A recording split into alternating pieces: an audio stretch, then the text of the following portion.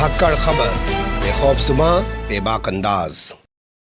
धाकड़ खबर के न्यूज़रूम से मैं आपके साथ हूं अकरम रईस खान। हिमाचल प्रदेश में कांग्रेस और दिल्ली एमसीडी में आम आदमी पार्टी के साथ साथ देश के कई राज्यों में हुए उपचुनाव में ज्यादातर जगह पर विपक्षी पार्टियों के प्रत्याशियों के कामयाब हो जाने यानी जीत जाने के बाद से ऐसा लग रहा था कि मानो ईवीएम अब कोई मुद्दा ही नहीं रह गई है और भारतीय जनता पार्टी को गुजरात में जो प्रचंड बहुमत मिला है उसमें ईवीएम की कोई भूमिका ही नहीं है। लेकिन 3 दिनों तक सन्नाटा रहने के बाद आज कांग्रेस ने ईवीएम को लेकर एक बड़ा धमाका, जी हां, एक बड़ा धमाका कर दिया है, जिससे एक बार फिर ईवीएम चर्चा का केंद्र बन गई है। कांग्रेस का आरोप है कि लास्ट आवर में यानी कि आखिरी घंटे में गुजरात के अंदर 6 से 9% तक वोट बढ़े हुए दिखाए गए हैं, जबकि ये नामुमकिन है क्योंकि एक वोट को डालने के लिए 1 मिनट का समय लगता है। ये हो ही नहीं सकता है। क्या कहा है कांग्रेस ने, विस्तार से आपके सामने बोलती हुई तस्वीरों की ज़बानी पूरी कहानी रखूंगा, लेकिन उससे पहले गुजरात के नतीजों पर नजर डाल लेते हैं। जैसा कि आपने जानते ही हैं कि 2 चरणों में गुजरात में चुनाव हुआ है। 27 साल से भाजपा वहां पे थी, 5-6% उसका वोट बढ़ गया और फिर से एक बार उन्हें वहां सत्ता हथिया ली है और भूपेंद्र पटेल ने दूसरी बार मुख्यमंत्री पद की आज शपथ ले ली है। 5 को यहां पे वोट हुआ था और 8 को चुनावी नतीजे आए। 3 दिनों तक सन्नाटा रहा, लेकिन आज कांग्रेस के पवन खेड़ा मीडिया के सामने आए और कुछ ऐसे आंकड़े उन्होंने रखे जिससे ईवीएम फिर से एक बार चर्चा का विषय बन गई है। आपको उन आंकड़ों को थोड़ा गौर से सुनना चाहिए क्योंकि ये वाकई में एक बड़ी घटना है। हम लोग, हमारी पार्टी के प्रतिनिधिमंडल लगातार चुनाव आयोग में जाता रहा, अलग अलग मुद्दे उठाता रहा, प्रचार से संबंधित, मॉडल कोड ऑफ कंडक्ट की अवहेलना से संबंधित, एनसीपीसीआर से संबंधित जहां एक बच्ची का इस्तेमाल किया जा रहा था मोदी जी के प्रचार में,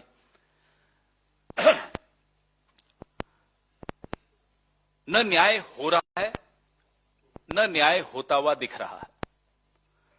इसलिए आपके समक्ष हम हैं, बड़ा महत्वपूर्ण और बहुत गंभीर एक मुद्दा है गुजरात चुनाव को लेकर।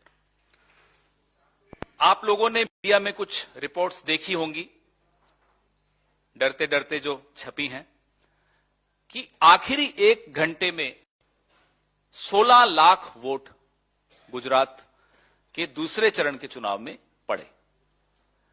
हमने अपने कैंडिडेट्स से लगातार हम संपर्क में हैं। फॉर्म 17C जो कि रिटर्निंग ऑफिसर देता है साइन करके कि इस मतदान केंद्र पे 5 बजे तक या 6 बजे तक इतने वोट गिरे, वो टैलिंग चल रही है। लेकिन बड़ौदा और अहमदाबाद रीजन्स में, क्षेत्रों में, खास तौर पे सूरत में भी कुछ हुआ, राजकोट संभाग में भी कुछ हुआ, लेकिन इन 2 संभागों की काफी आंकड़े हम लोग इकट्ठे कर रहे हैं। हैरानी की बात है कि 1 वोट डालने में जहां 60 सेकंड लगते हैं, अगर आप औसत निकालेंगे 5 बजे से 6 बजे के दौरान, तो 1 वोट डालने में 45 सेकंड लगे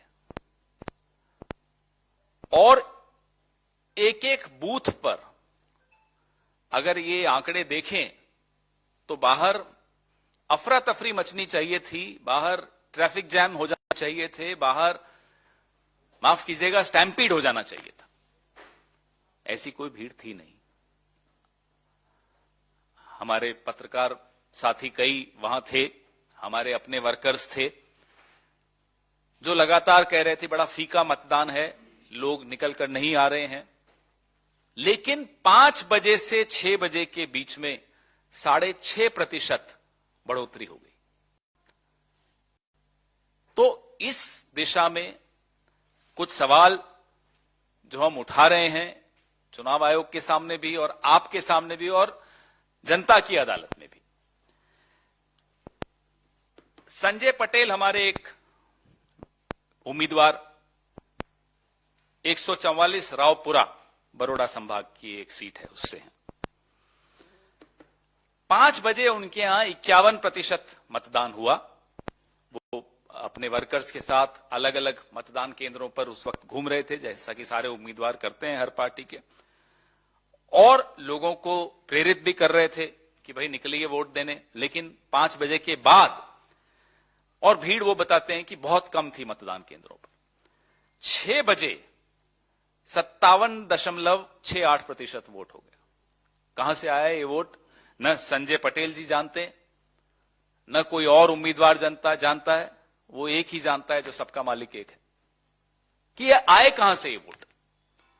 और ये कहानी जो कि मैंने आपको रावपुरा की बताई, 144 विधानसभा क्षेत्र की बताई, ये कहानी आपको कमोबेश तमाम विधानसभाएं जो अहमदाबाद और बड़ौदा संभाग में आती हैं, उनमें ये कहानी आप आज इस प्रेस वार्ता के बाद अपने साथियों से फोन करके पूछेंगी या पूछेंगे, तुरंत आपको ये कहानी सुनाई देगी। और ये हर जगह हुआ, भावनगर में हुआ, बड़ौदा में हुआ, अहमदाबाद में हुआ, सूरत में हुआ। अब ये रावपुरा में 281 बूथ हैं, 281 बूथों पे 1 घंटे में 16,000 वोट पड़ गए, मतलब 1 मिनट में 57 वोट। आप कैलकुलेट कीजिए कैसे संभव है। न कोई बाहर लाइन लगी हुई, न अफरा तफरी, लेकिन इतने वोट वहां पड़े। ऐसे ही वीवीपैट्स की तुलना कुछ मशीनों पे की, तो एक तुलना अभी मैं जिनसे फोन पे बात कर रहा था वो बता रहे थे, मैं आपको वो आंकड़ा देता हूं कि कांग्रेस की उसमें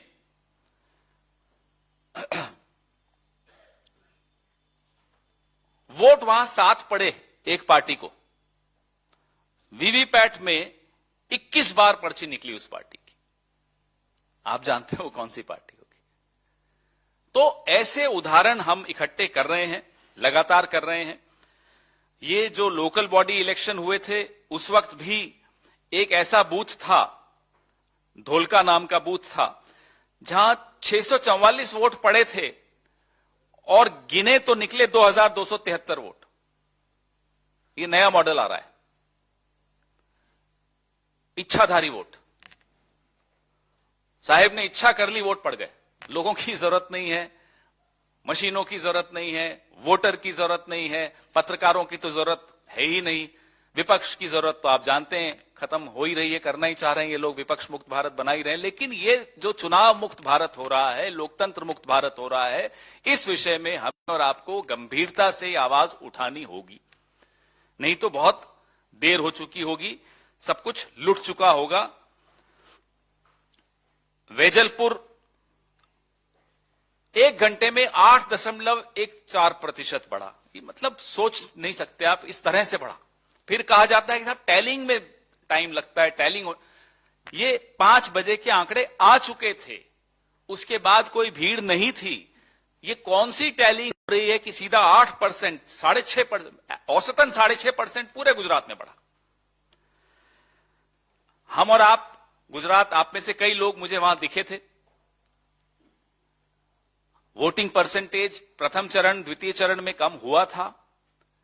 जिस तरह का गुस्सा और रोष था वो सबको दिख रहा था। आप में से कुछ लोग छाप भी रहे थे, लिख भी रहे थे। उसमें रूलिंग पार्टी का वोट शेयर 5% बढ़ जाए, ये सुनकर भी अटपटा सा लगता है। तो ये कौन सा मॉडल है?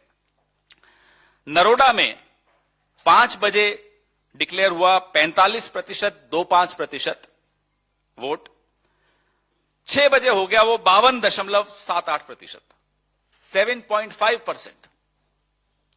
और नरोडा का कैंडिडेट हमें बता रहा है कि साहब भीड़ थी नहीं, ये वोट कहां से आया। ऐसा ही आपको असरवा, दरियापुर, वेजलपुर, वटवा में 6.52% बढ़े। और सबसे महत्वपूर्ण था असरवा। अभी आंकड़ा हम लोग, क्योंकि हमारी वहां बैठक चल रही है और सब आंकड़े ही इकट्ठे कर रहे हैं फॉर्म 17 सी, 11.55% बढ़ गया। तो औसत निकालो तो ये 25 से 30 सेकंड में एक वोट, जैसे मशीन चलती ना, फैक्ट्रियों में जाते हैं तो मैन्युफैक्चरिंग हो रही है वोटों की। तो ये इच्छाधारी वोटों की कहानी, आप लोग भी इस पर मैं गुजारिश करूंगा कि इस पे थोड़ा आप इन्वेस्टिगेशन करिए, डरो मत, मिलकर लड़ेंगे तो लोकतंत्र को बचा पाएंगे, आने वाली पीढ़ियों को बचा पाएंगे। सुन लिया आपने पवन खेड़ा को, किस तरीके से वो तमाम सबूत पेश कर रहे हैं, दस्तावेज दिखा रहे हैं कि कैसे 1 घंटे के अंदर 6 से 9% तक वोट बढ़ गया और भाजपा का 5-6% वोट बढ़ा है। तो क्या वाकई में आखिरी घंटे के अंदर इच्छाधारी वोट पड़ा है? पवन खेड़ा कह रहे हैं कि ये इच्छाधारी वोट है। अब इसे इच्छाधारी वोट को लेकर चुनाव आयोग क्या प्रतिक्रिया देता है, भारतीय जनता पार्टी किस तरीके का रिएक्शन देती है और मीडिया के दलाल चाटुकार दंगाई पत्रकार इस पर किस तरीके की नौटंकी दिखाते हैं, ये तो आने वाला वक्त बताएगा। लेकिन अभी मुद्दा था तो आपके सामने रख दिया। बने रहिएगा धाकड़ खबर के साथ। कमेंट्स के रूप में आप लोग अपनी राय दे सकते हैं, खबर को लाइक कर सकते हैं, चैनल को सब्सक्राइब कर सकते हैं और ज्यादा से ज्यादा हमारी खबरों को शेयर कर सकते हैं। फिर ऐसे ही किसी सुलगते हुए या उलझते मुद्दे लेकर मैं आपके सामने होऊंगा हाजिर। फिलहाल अभी मुझे नहीं इजाजत।